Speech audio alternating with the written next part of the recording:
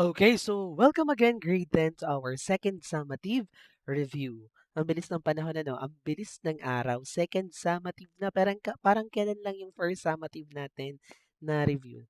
Okay, so hopefully yung ating first summative, mataas ang inyong nakuha, no? Kasi madali lang naman yung mga topic. Madali nga ba?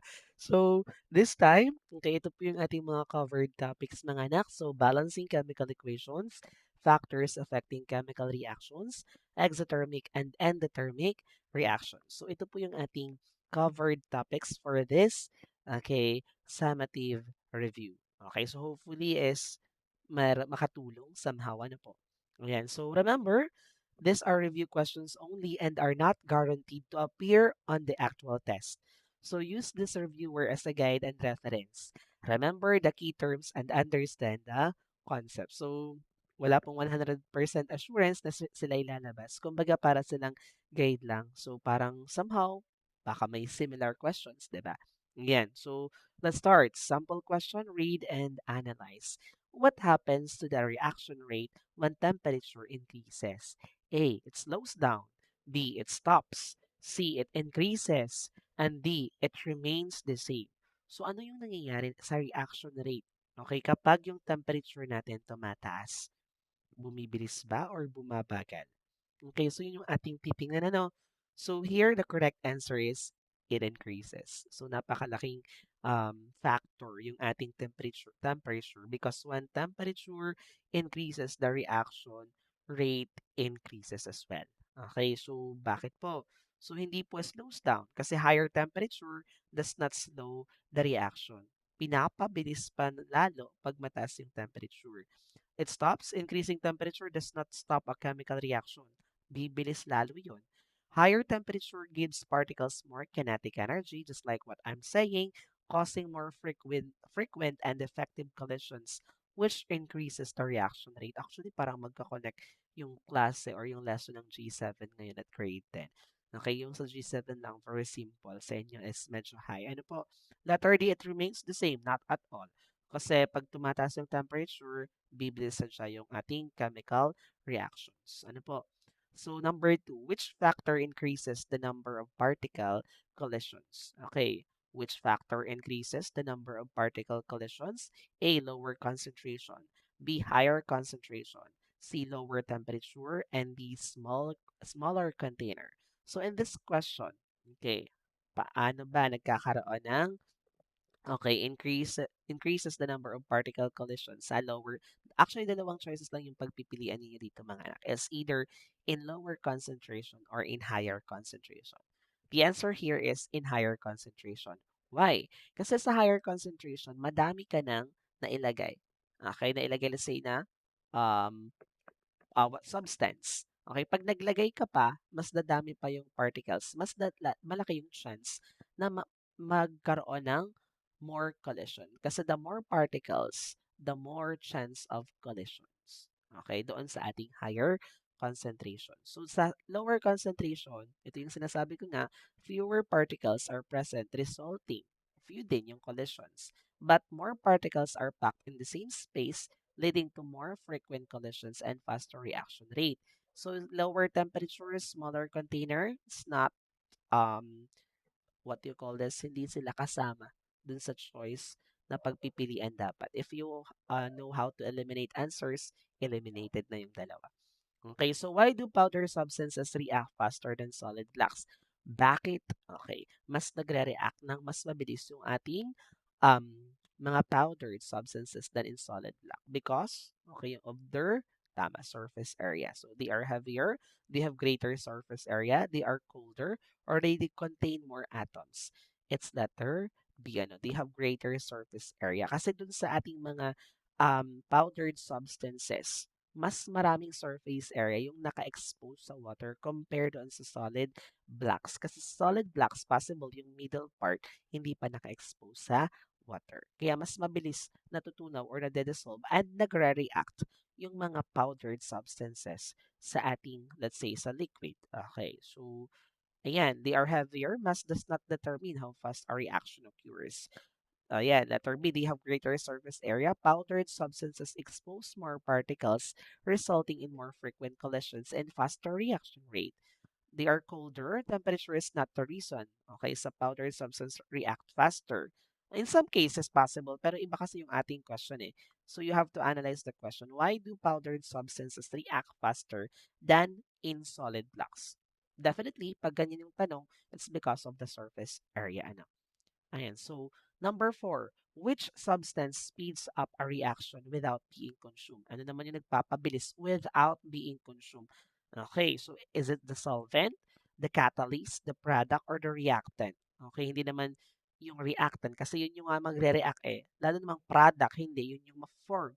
Solvent, it's the catalyst. Okay, so remember, catalyst increases the reaction rate by lowering the activation energy and is not consumed during the reaction. So in every chemical reaction, meron activation energy na kailangang ma-meet for a chemical reaction to proceed. Kumbaga, itong si catalyst, pinapabilis niya. Okay, binabawasan niya yung requirement okay, para bumilis yung chemical reaction. Okay, kumbaga ganun ang trabaho ni catalyst. Pero hindi siya nakukonsume. Hindi siya kasama dun sa nag-react. Okay, ano po? Ayan. So, which condition helps preserve food longer? Magpa-preserve ng food ng mas matagal. High temperature. Okay? Mataas ba na temperature ay di lalong nasira ano? Direct sunlight, lalo naman. Refrigeration, high concentration. Hindi ano. So, ito po is refrigeration. Kasi, mas malamig, mas mababa yung temperature, mas ma-preserve yung food. So, higher temperature, it ano po, invites, okay, more microbial growth, okay, causing food to spoil. Direct sunlight associated sa temperature. Refrigeration lowers the temperature, slowing chemical. Kasi pag mababa yung temperature, mabagal din yung galaw, okay, ng mga particles, di ba? Okay, it slows down the chemical reactions and the growth of microorganisms as well, which helps preserve food longer. So yung high concentration naman, okay, concentration affects reaction rates in some chemical reaction, but it's not general reason food is preserved longer. So ang pinaka um, reason dito is yung temperature para ma-preserve yung food ng mas matagal. Okay, so next, which is an example of an exothermic reaction? Ano naman pag sinabi natin exothermic? Okay, ano yung example dyan? Is it photosynthesis, melting ice, burning wood, or cooking food? Okay, the answer is burning wood. Why? In photosynthesis, so photosynthesis nag-a-absorb siya ng energy from sunlight, making it endothermic. Nag-absorb eh, di ka? Nag-absorb. Hindi siya nag-release. Okay. Melt, nag-absorb din siya. Okay, ng energy, ng heat energy. Okay, kaya siya natunaw. Cooking food, nag-absorb ng heat, kaya naluto yung pagkain. Burning wood, okay, nag-release siya ng heat energy and light energy, making it an exothermic reaction. Okay, yun ang ating tatandaan. Pag nag-release ng heat, nag-release ng light energy, okay, it's an exothermic reaction. Okay, so endothermic reactions, A, release heat. Not so, hindi po siya kasi pag release heat is an exothermic. Absorb heat, pwede. Produce electricity, no. Always explode. Okay? It's letter B, absorb heat. Tatandaan natin, endothermic reactions absorb heat. Nag-absorb, nag-gain, hindi siya nagre-release. Okay, from their surroundings. Ano po? So, release heat is for exothermic. Produce electricity, okay? Endothermic reaction do not necessarily produce electricity. Ano po? Always explode. Endothermic reaction do not always explode. Many occur without explosions. So, 8. Which reaction absorbs energy? Nag-absorb daw ng energy ha, hindi nag-release. Fireworks, nag-absorb, nag-release. Nag-release. Candle burning, nag-absorb, nag-release. Nag-release din. Di ba nag-release ng heat? Tingnan mo yung kamay mo, ipatong. Nag-release siya ng heat, di ba? Photosynthesis, nag-absorb ba ng energy? Pwede. Burning gasoline, nag-release ng energy. Ano po? Okay, so it's letter C, photosynthesis. Paano, sir, siya example ng absorb or endothermic? Ano ba yung inabsorb niya? Heat energy from the sunlight, the light energy. Kasi kung hindi siya nag-absorb, paano siya makakapag-photosynthesis? Ano yung plants makaka-undergo sa photosynthesis? Paano siya makakagawa ng pagkain, ang one of the raw material for photosynthesis is the sunlight. So kung hindi siya mag-absorb ng light energy, wala. So photosynthesis is example for reaction that absorbs energy. Ayan. So 9. In an exothermic reaction, the surroundings become exothermic ha? Colder, warmer, frozen, and change. O nag-release nga ng heat, nag-release. So ang surrounding magiging warm, mas mainit. Okay, alam nga, colder pa, nag-release na nga ng heat. Ramdam mo nga, hindi ka? So it's warmer. So which in everyday example is endothermic.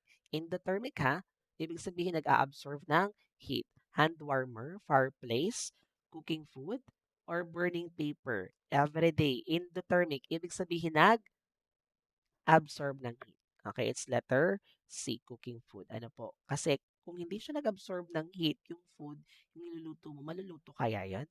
Hindi. Okay, so letter A, hand warmer. Hand warmer is an exothermic. Okay, kasi it releases heat. Yung at kaya nga nakakaramdam tayo ng mainit-init, 'di ba? Hand warmer from the word itself na din. So burning wood in a fireplace releases heat as well. Burning paper, it releases heat as well.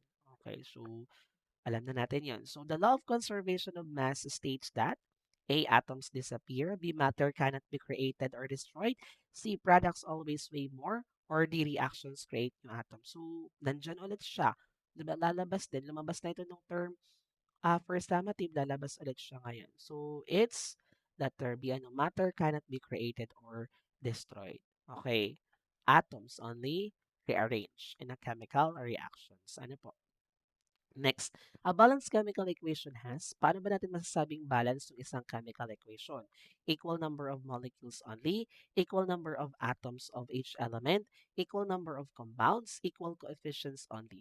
So dito para masabi natin na balance yung equation, hindi tayo nakadepende sa molecules. Ano po? Nakadepende tayo sa number of atoms. Dapat equal yung number of atoms ng reactant at ng product. Okay, so ayan. So next, which should be changed when balancing equation? Ano yung binabago natin? O, anong sabi ko sa inyo? Huwag gagalawin si subscript. Ano yung ating binabago doon? Yung ating coefficients. Tatandaan natin ha. Coefficient. Lalo naman yung symbol. Lalo huwag yung gagalawin yun.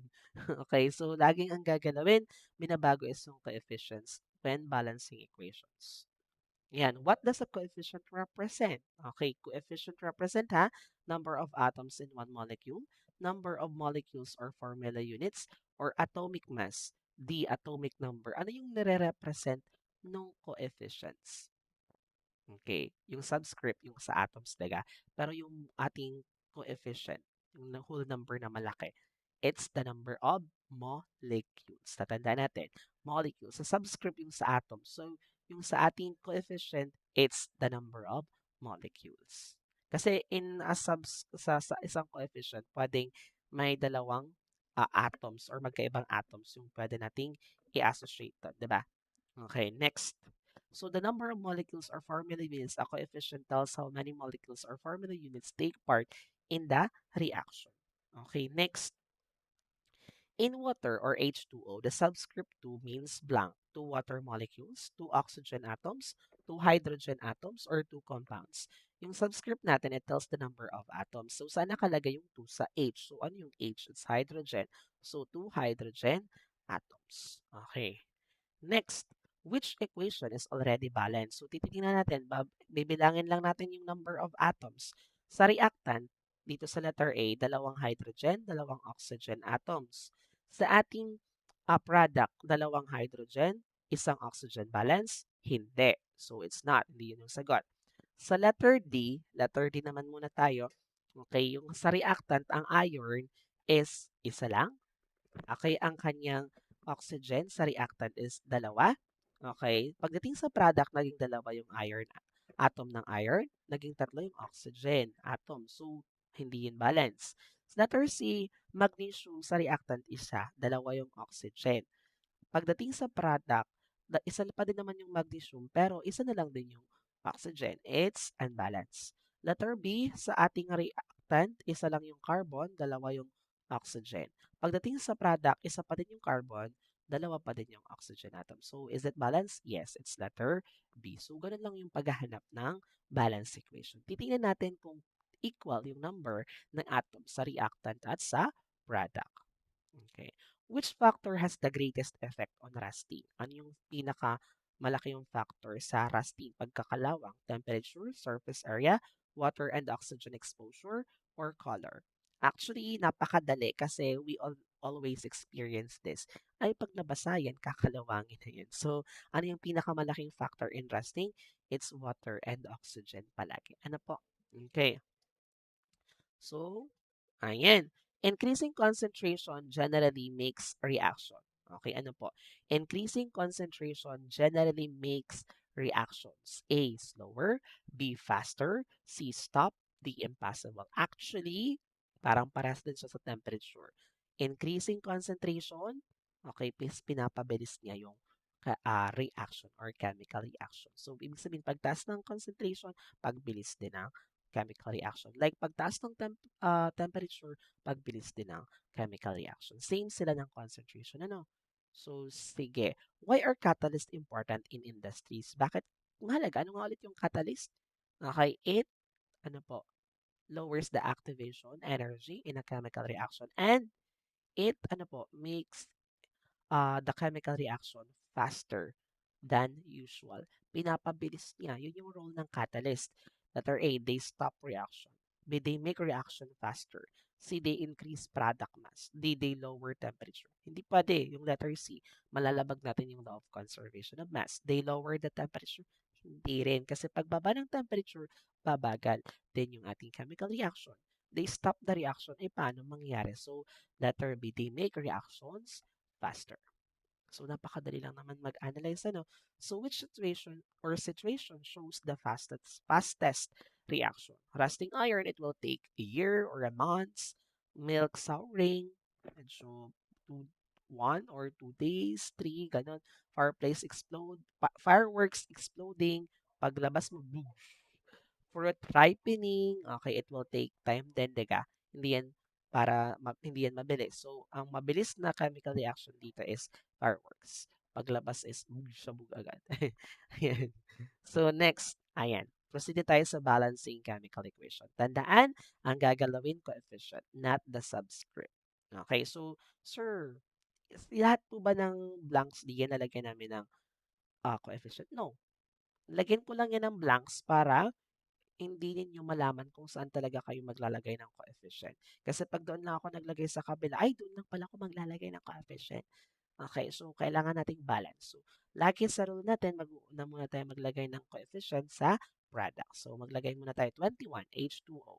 So, sa ating reactant, dalawa yung hydrogen, dalawa yung oxygen atoms. Pagdating sa ating product is dalawa yung hydrogen atoms at isa na lang yung oxygen. So, yung unbalanced dito yung oxygen, ano? So, sige, maglagay tayo dito ng coefficient. Pag naglagay tayo dyan, magiging 4. Kasi 2 times 2, magiging 4 hydrogen atoms. At yung oxygen, magiging 2 na, which is equal. Ngayon, ang naging unbalanced naman ay yung ating hydrogen. So, doon sa ating reactant side, maglalagay tayo doon ng 2. Okay, so ngayon, 4 na yung hydrogen atom sa reactant, 4 na din sa product, 2 na yung oxygen. Sa reactant, 2 na din sa product. Maglalagay pa ba tayo ng coefficient sa oxygen? No, hindi na kasi it's already balanced. Nakuha. Ayan. Ay, okay. Ayan, sorry. Next. Ayan, magnesium sa reactant 22 is isa, yung oxygen na atoms natin, 2. Pagdating sa product, 1 na lang yung magnesium atom at isa na lang din yung oxygen atom. So, lagi tayong uuna sa product side. Okay, naging 2 yung magnesium, naging 2 yung oxygen. Balance na yung oxygen. Sa ating reactant side, ang gagawin natin para mabalance yung magnesium, maglalagay din tayo ng 2. Is it balance? 2 na yung magnesium, 2 na yung oxygen. Sige. Maglalagay pa ba tayo sa gitna? Hindi na kasi it's already balanced. O, di ka. May pampalit na tayo siya. So, next, 23. Sodium react to oxygen, produces sodium oxide. So, dito naman po mga anak, ayan. Tingnan natin. Ilan yung sodium sa reactant? Isa. Ilan ang oxygen? Atoms, 2. Pagdating natin sa product, naging 2 yung sodium at naging isa yung oxygen. So, lagi tayo magsisimula sa product side, 2 maglagay tayo. Ilan yung sodium? 4. Ilan yung oxygen? 2. Balance na ba yung oxygen? Yes. Pero ngayon, ang naging unbalance is yung sodium. So, maglagay tayo sa kabila ng 4. Okay, para maging balance kasi 4 yung ating sodium. Balance na ba? Yes, it's already balanced. We have 4 sodium atoms in the reactant and 2 oxygen atoms. And then sa product naman, 4 sodium atoms and 2 oxygen atoms. Balance. Ayan. Next, iron react to oxygen produces, okay, iron, okay, oxide. So, dito tingnan natin, okay, kung saan muna tayo maglalagay ulit? Sa ating product. Maglagay tayo ng 2. Okay, so bilangin muna pala natin yung atom. Sa ating reactant side, isa lang yung iron, yung oxygen is 2. Pagdating natin sa product, naging 2 yung iron, naging 3 yung oxygen atom. So, tingnan natin para maging balance. Lagay tayo ng 2 muna. Yung iron naging 4, yung oxygen naging 6 kasi 2 times 3, 6. Okay, so hindi na ulit balance kasi 6 na yung oxygen. Ay sa reactant na 2. Yung iron, okay, naging 4. So, maglagay tayo ng 3 dito. Balance na ba yung oxygen? 3 times 2? Yes, balance na. Yung iron, hindi pa. Maglagay tayo na ng 4. Balance na ba? Yes, it's already balanced. Kahit anong number yung ilagay nyo dyan, basta magbabalance. Basta make sure nyo mag-equal talaga. Okay, so dito naman, ayan. So dito, mga anak, medyo confusing to. 'Di ba sabi natin sa rule is lagi sa if product magsisimula. Pero may mga instances na pwedeng magsimula sa reactant, lalo na kung isang number lang yung gagalawin mo. Okay, kasi tingnan natin, zinc, 1 atom sa reactant. Ang hydrogen at chlorine, isa lang din. Pero pagdating sa ating product, naging 2 yung hydrogen at naging 2 yung chlorine. Sa reactant, kung mapapansin ninyo, magkatabi yung chlorine at hydrogen. Maglagay na lang tayo ng 2 doon para maging balance. 'Di ba mas mabilis? Ito yung pinaka-shortcut. Balance na ba? Yes, it's already balanced. Okay, so hopefully practice pa kayo sa bahay. Maghanap kayo ng mga worksheets about balancing. So hopefully you learned something today and hope makatulong grade 10. Thank you!